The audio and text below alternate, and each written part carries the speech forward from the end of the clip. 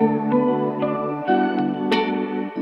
lot of my clients reach out to me, Ashley, we love our house, but it's time for an update. What do we do and how do we afford this? If you don't have the cash to do the updates, the number one thing I'm going to recommend as option 2 is a HELOC, a home equity line of credit.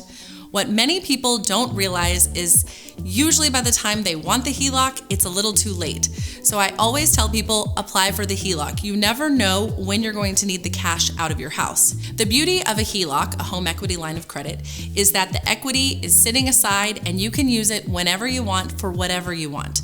So when it's time to do those upgrades, you already have access to the money. I have many preferred lenders that I'm happy to connect you with if you are interested in looking into a HELOC. Now, option 3 is probably less preferred, but another option nonetheless, and that would be a home renovation loan. A little bit trickier in terms of financing, timing, and finding the right contractor that the lender is going to approve, but it is still an option for you if you are wanting to improve your home.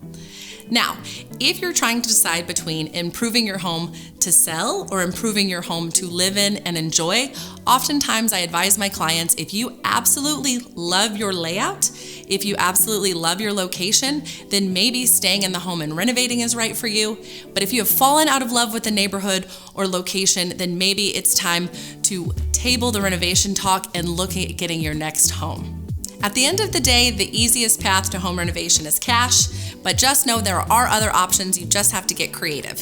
For any other additional questions, feel free to reach out. I'm always happy to chat and connect you with the right people.